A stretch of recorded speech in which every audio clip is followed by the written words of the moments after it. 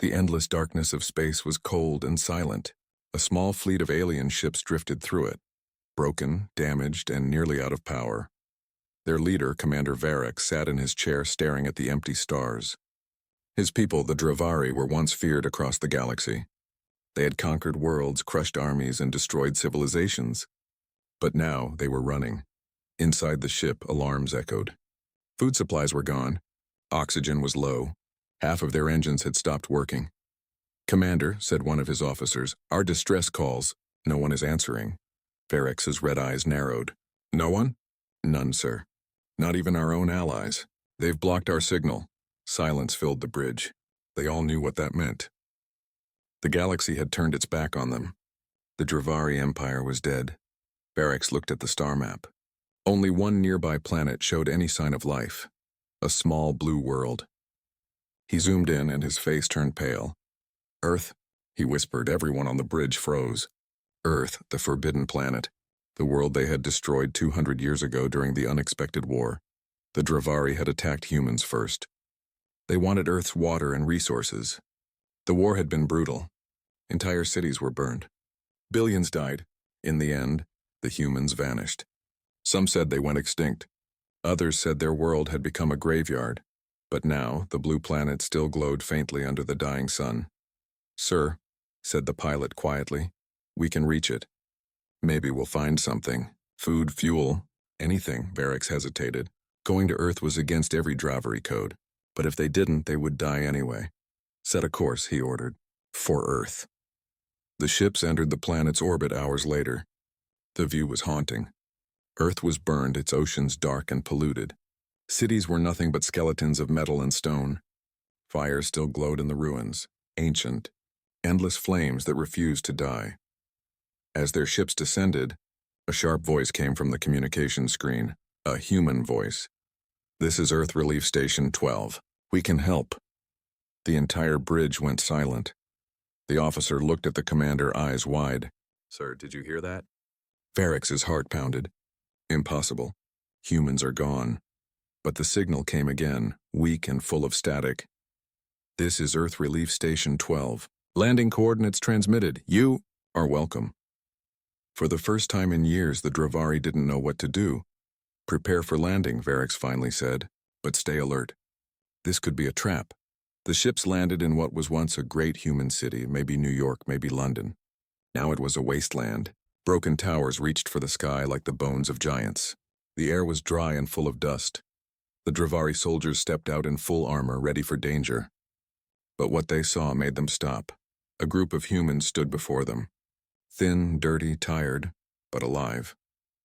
An old man stepped forward holding a small flag with a blue circle and white stars. His voice was weak but calm. "Welcome to Earth," he said. "You look hungry." The aliens looked at each other in confusion. Varric took a step forward. "You know who we are?" The man nodded slowly. "We know you're Dravari, the same ones who came before. During the war, no one moved." The air felt heavy. Then the old man smiled sadly. "That was a long time ago. We don't hold hate forever. You need help, don't you?" He pointed to a small camp nearby, tents, fire pits, and cooking pots. Smoke rose into the sky.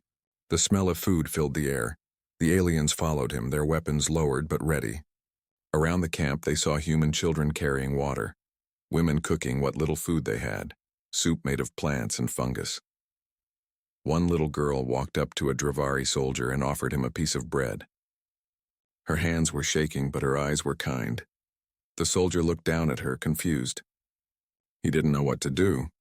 He slowly took the bread and nodded. The girl smiled. It was the first time in years he had seen kindness. That night, the Dravari sat around the human fires. They ate, they drank, and for the first time since the fall of their empire, they felt warmth. But Varric couldn't rest. He stood near the ruins watching the stars. One of his officers came to him. "Commander, why are they helping us?" "We killed their people. We destroyed their world." Varric didn't answer. He looked at the camp, at the small firelight flickering against the night. Then he whispered almost to himself, "I don't know. Maybe because they are human." He looked at the blue planet, broken, dying but still alive, somewhere deep inside. He felt something he hadn't felt in a long time. Guilt. As the night deepened, strange sounds echoed from the ruins. Old machines humming under the ground, faint signals returning to life. Varix turned his eyes toward the city ruins, unaware that something ancient had awakened beneath them, something that had been waiting for centuries, and it had just detected their arrival. The morning light touched the broken city. Smoke rose from old ruins where life still tried to survive. The Dravari ships stood like dark shadows among fallen towers. Commander Varix walked through the human camp. He saw people cooking, cleaning, repairing tools made from metal scraps. Their clothes were torn, their faces pale, but there was something strange about them. They were calm, not afraid. His soldiers whispered among themselves, "These humans, they're helping us? It makes no sense. We killed millions of them." Varix stayed silent. His mind was full of questions he couldn't answer. Near the fire, an old human woman served soup to a young Dravari medic. "It's not much," she said softly, "but it will keep you alive." The medic looked down at the bowl, confused. "You feed us," he said slowly, "even after what we did to you?" The woman smiled, tired but kind. "Hate is easy. Hope is harder. But we choose hope." The medic said nothing. He looked at her hands, then old, scarred but gentle. Then he took a sip. The taste was simple, but it felt like peace. Later that day, Varix gathered with the human leader, Elder Thomas, the old man who first welcomed them. "Why help us?" Varix finally asked. "You know who we are. You remember what we did?" The old man nodded. "Yes, Commander. We remember everything." He looked toward the sky where the Dravari ships floated like dark clouds. "Long ago," Thomas continued, "when the war began, not all Dravari were cruel. Some soldiers helped us. They hid human children, shared food, and refused to fire their weapons. They died protecting us." He pointed to the ruins behind them, a wall made of cracked stone. "We built that memorial for them." Varix turned to look. Faded letters were carved into the wall, half covered by dust and moss. He read the words slowly, "In memory of those who chose kindness." Beneath the words were names, Dravari names. Varix froze. One of those names was his ancestor. The sun was setting. Orange light spread across the ruins. The Dravari soldiers helped move supplies, repaired broken shelters, and even shared their medicine with the humans. For the first time, two enemies worked side by side. Children laughed as a Dravari engineer repaired a broken light tower. The tower flickered on, glowing weakly, the first light the humans had seen in years. The people cheered. The alien engineer smiled, whispering, "We built this to conquer. Now we use it to heal." That night, Varix sat near the campfire with Lena, a young human girl who had given his soldiers bread. She looked at him curiously. "You're not as scary as the stories said," Varix chuckled. "Stories?" She nodded. "My grandmother used to tell us about the Dravari, the monsters from the stars who took everything from Earth. But she also said one day the stars would return something good." He looked at the fire. "And you think we are that good?" Lena smiled. "Maybe you came back. And you're not hurting anyone now." Her words hit him harder than any weapon. He looked up at the night sky, the same stars he had seen from his warships long ago, back when he believed power was everything. Now, he wasn't sure what to believe. But while the humans and Dravari shared stories and food, far beneath the ground, something ancient began to wake. In the dark tunnels below the ruined city, machines hummed. Blue lights flickered on. A deep mechanical voice whispered, "Energy detected. Alien biosignature confirmed. Initiating memory recovery." The ground trembled slightly, but the people above didn't notice. Later that night, Varix went to the memorial again. The names glowed faintly under moonlight. He placed his hand on one of them. "Maybe they weren't wrong," he whispered. "Maybe kindness is stronger than war." A voice behind him said, "It always is." It was Elder Thomas. The old man walked slowly, leaning on a wooden cane. Varix looked at him. "How did you survive this long?" Thomas smiled sadly. "We adapted. The cities fell, but we learned to live from the land, from old machines that still work. Humanity never dies easily, Commander." He paused. "And maybe, just maybe, this meeting, you and us, was meant to happen." Varix frowned. "Meant to happen?" "Yes," Thomas said softly. Because under this ground, something waits. Something built by humans, long before the war ended. Before Varix could ask more, a bright flash appeared in the distance. A blue light rising from the ruins. The earth shook. Alarms blared from the Dravari ships. "Commander!" shouted a soldier through the radio. "Unknown signal detected. It's coming from beneath the city." Varix and Thomas turned toward the light. The sky lit up with strange symbols like old writing. Thomas whispered, "It's begun." Varix called his troops to action. "Prepare defenses. I want scanners on full." But before they could react, a low voice echoed through the static of their comms. "Project Eden." Status reawakening. The humans looked terrified. Thomas whispered, "That name. It hasn't been spoken in centuries." Varix turned to him. "What is Project?" The light from the ruins had not faded. It burned blue against the black sky, casting long shadows over the broken city. The humans gathered in silence, faces pale and frightened. The Dravari soldiers stood ready with their weapons, unsure what they were facing. Commander Varix watched the light rise from the earth. It was coming from deep below an old human building, a structure half buried under dust and vines. "What is this place?" he asked. Elder Thomas stared at the glowing cracks in the ground. "This city once held the heart of humanity's last hope," he said quietly. "A place of secrets, a place we were told never to disturb." The earth shook again. From beneath, a sound like a heartbeat echoed, slow and powerful. "Commander," shouted one of the Dravari engineers, "we're detecting massive energy readings. It's not natural." Varix turned to Thomas. "You knew this was here?" The old man nodded. "Every elder knows. We kept it hidden because some knowledge is too dangerous." "Dangerous?" Varix said.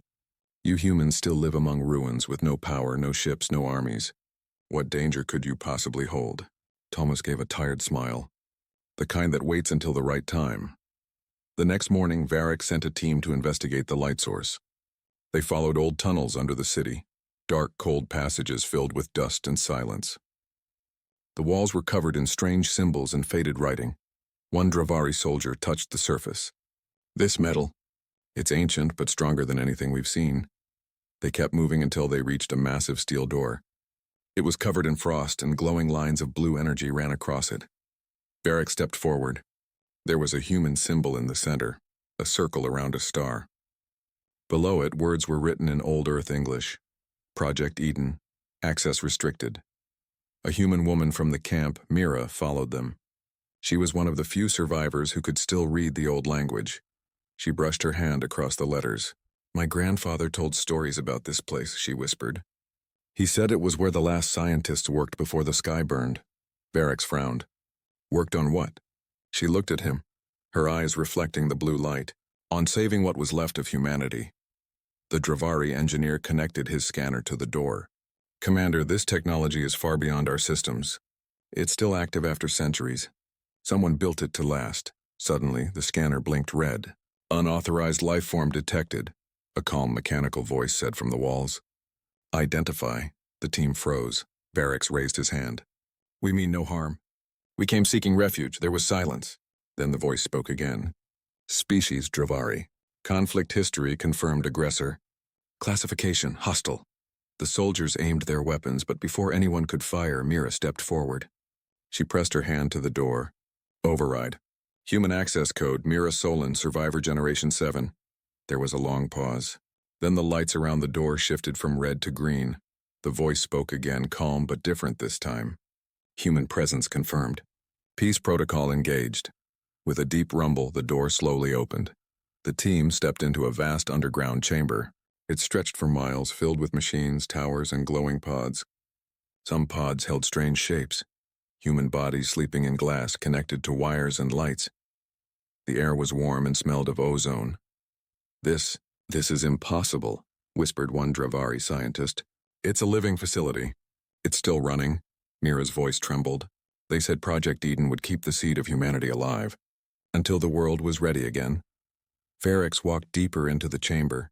In the center stood a huge pillar with the same star symbol. He reached out and the pillar came alive. A holographic figure appeared, a woman made of blue light. Her voice was soft and steady. "Welcome," she said. I am EVA, caretaker of Project Eden. It has been 212 years since last contact. Varric stepped forward. You are an AI? Yes, Eva said. Created to protect the legacy of humanity, and to judge when the galaxy deserves its return. Her glowing eyes turned toward Varric's. You are Dravari. Your people destroyed this planet. Varric said nothing. His soldiers lowered their eyes in shame. But, Evie continued, you are also the first outsiders to arrive and not bring war. She looked at Mira. And you, child of Earth, have brought them here. Why? Mira swallowed hard. Because they helped us when no one else would. And we helped them. The AI was silent for a long time. Then she said, kindness remembered. Protocol unlocked. Lights began to flash across the chamber. Massive doors opened, revealing hangars filled with starships. Sleek, silver, and unlike any human design from the old war. What are these? Varric asked. Vessels of Unity, EVA replied. They can only activate when two species, human and alien, stand together in peace. The room filled with the sound of awakening engines. Back on the surface, the rest of the Draverian humans saw the ground tremble. Blue light poured from cracks rising into the sky like rivers of energy. The old buildings glowed, drawing power from the underground. For the first time in 2 centuries, lights flickered across the ruins of Earth. The people cheered, but some were afraid. Elder Thomas looked down at the glowing Earth and whispered, the past is waking up. And it remembers everything. In the chamber below, EVA turned to Varric. Commander, humanity once gave you mercy when you gave them pain. Now the question is, will you return that mercy when the galaxy comes for them again? Before he could answer, an alarm blared through the chamber. Warning, EVA said. Incoming long-range scan. Multiple fleets detected. Identification. Dravari High Command. Varric's face went cold. His own empire, the ones who had abandoned him, were coming. EVA's eyes glowed brighter. Then Project Eden begins. The great chamber under Earth roared with life. Machines that had slept for centuries now moved again. Blue lights ran across the walls like veins of fire, and in the center of it all stood EVA, the ancient human AI. Her voice calm, her eyes glowing. Above ground, humans and Dravari gathered around the ruins, watching the ground tremble beneath their feet. The world was waking up. Commander Varric stood before EVA's towering hologram, his armor shining faintly under the blue glow. He looked at her and said, you said multiple fleets are coming. How long before they reach Earth? Eva turned her head slightly. 72 hours. The Dravari High Command. Your own kind. The word struck like a blade. Varric clenched his fists. His soldiers looked down, ashamed. They abandoned us, one of them whispered. Now they come to finish what they started. Mira stepped forward. You said Project Eden is a weapon, she said to EVA. Can it protect Earth? Eva paused.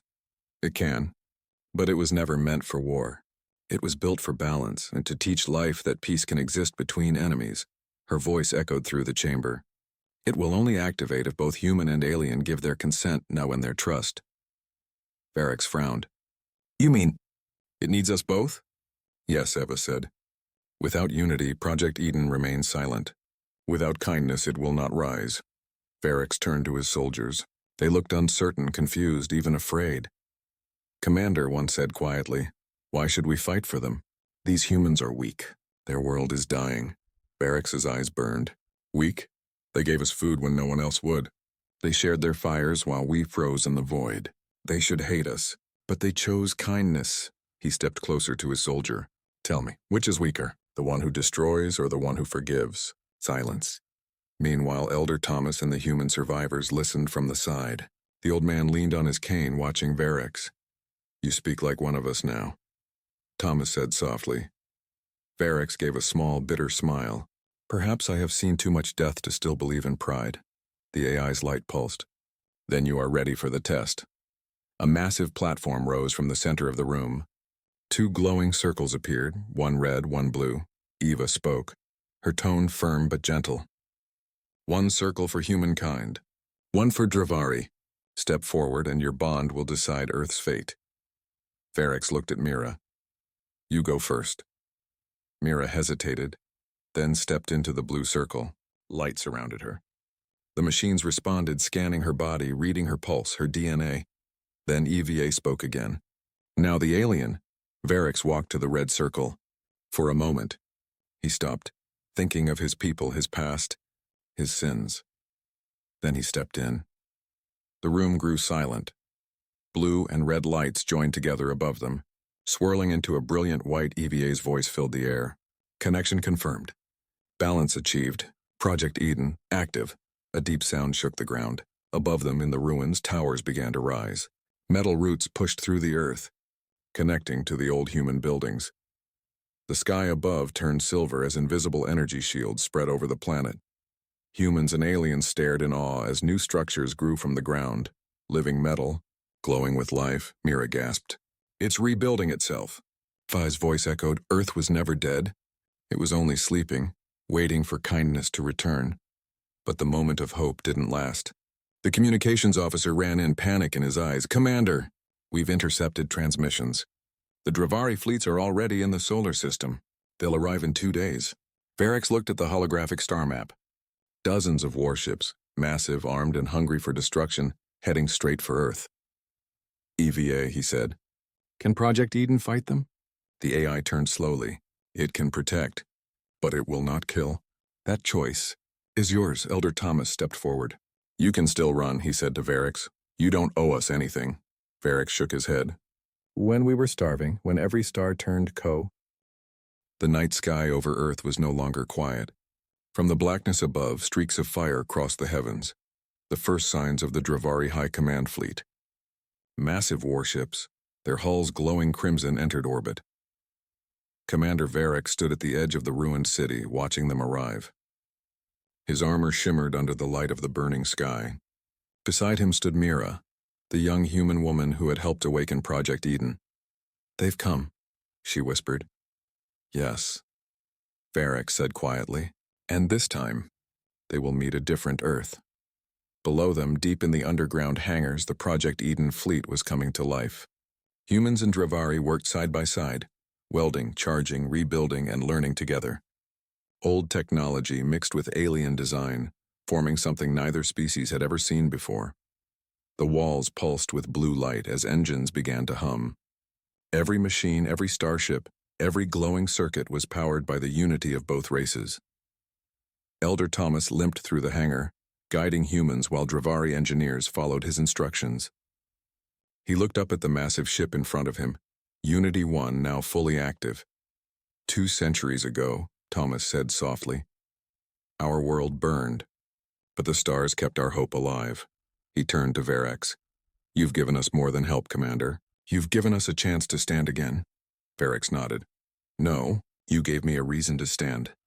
Suddenly, EVA's voice filled the air, echoing from every speaker. A warning. Enemy fleet has entered low orbit. Energy readings extreme. Dravari High Command has activated planetary siege weapons. The humans gasped. Varix's soldiers looked pale. They knew what that meant. Orbital bombardment. They planned to burn the planet, one said, like they did before. Varix clenched his fists. Not this time. The old AI appeared again, glowing in the center of the chamber. Her voice was calm, almost gentle. The ships of Project Eden are ready, but remember, they were not built for hate. They will defend, not destroy. Mira looked at her. If they attack us, we'll have no choice. Evie paused. The galaxy always has a choice. Her words echoed in every heart. Hours later, the hangars opened. One by one, the Unity fleet rose from beneath the earth. Sleek silver ships, their engines leaving trails of blue light behind them. The sound shook the world. Children and elders ran from the ruins to watch. They had never seen anything so bright, so alive. Some cried, others cheered. Elder Thomas raised his hand toward the sky. Rise, my children. Rise, you forgotten sons of Earth. Above the planet, the Dravari High Command ships took formation, thousands of them. The largest one, the Blood Emperor, floated in the center. Inside, Supreme Warlord Kareth, Varix's former commander, stood before his generals. So, Kareth growled, Varix still lives, and he hides among humans. His eyes narrowed. Then we will burn them both. He turned to his officers. Target the planet. Prepare orbital fire. But before they could fire, blue light flared across the darkness. The Unity fleet had arrived. Varex's voice came through every channel, steady and strong. "This is Commander Varex of the Dravari, and of Earth. You will not harm this world." The enemy ships froze in shock. One admiral sneered. "Traitor! You stand with those who should be dust." Varex smiled grimly. "Perhaps. But they fed us when no one else would, and now we will feed their hope." Then the battle began. Beams of red and blue light cut through space. Explosions bloomed like stars. The sound of war returned to the heavens, but this time humanity was not helpless. Dravari pilots fought beside human gunners, their voices calm and steady over the radio. The Unity ships moved like one living being, their shields absorbing blow after blow. Mira stood inside Unity 1's command room, her hands shaking as she controlled the targeting system.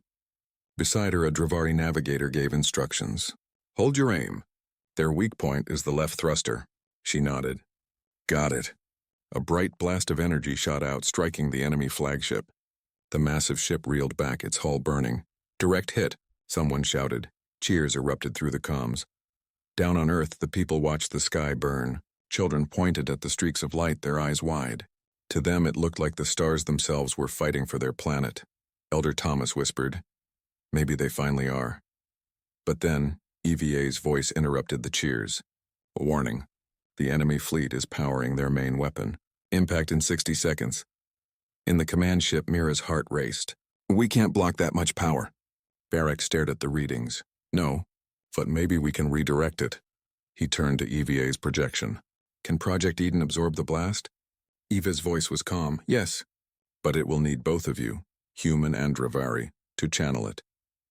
Without hesitation, Varex placed his hand on the control crystal. Mira did the same. Blue and red light spread through the ship, connecting them, connecting everyone. EVA's voice echoed one last time. Kindness remembered. Unity achieved. The enemy's superweapon fired, a burning beam of red energy that tore through space, aimed straight at Earth.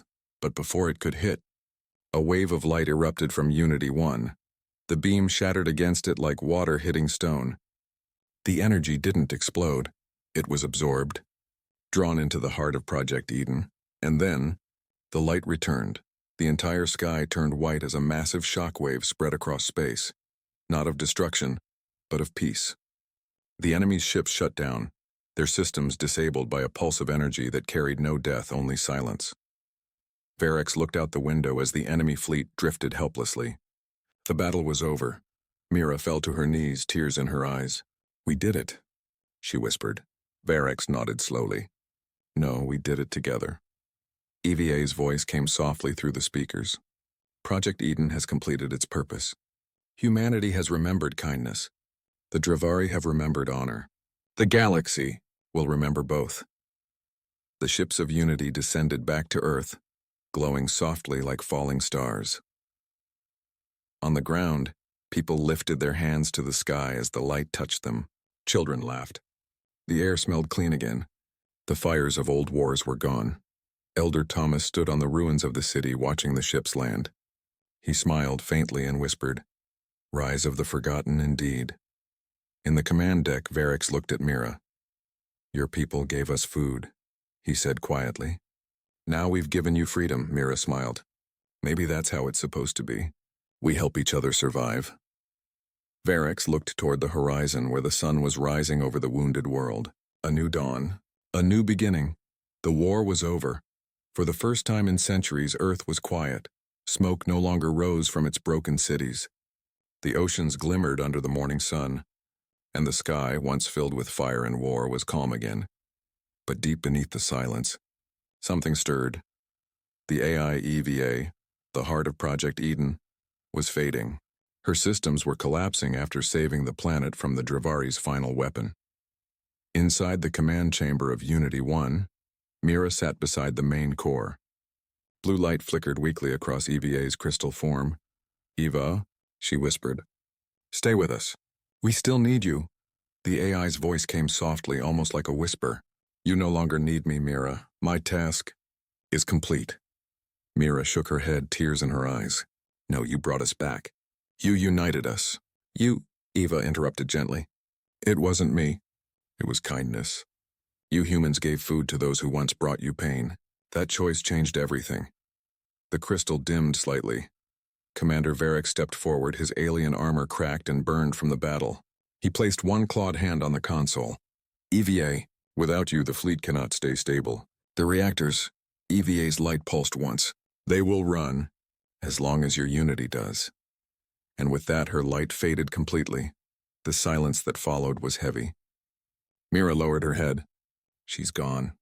Varric looked at her quietly. No, she's still here, just not in the machines. He turned toward the main viewport. Outside, the sun was rising over the horizon, its light reflecting off the fleet's silver hulls. She's in every spark of light that remains, Varric said softly. She's in every act of mercy. Days turned into weeks. Together, humans and Dravari began rebuilding what was lost.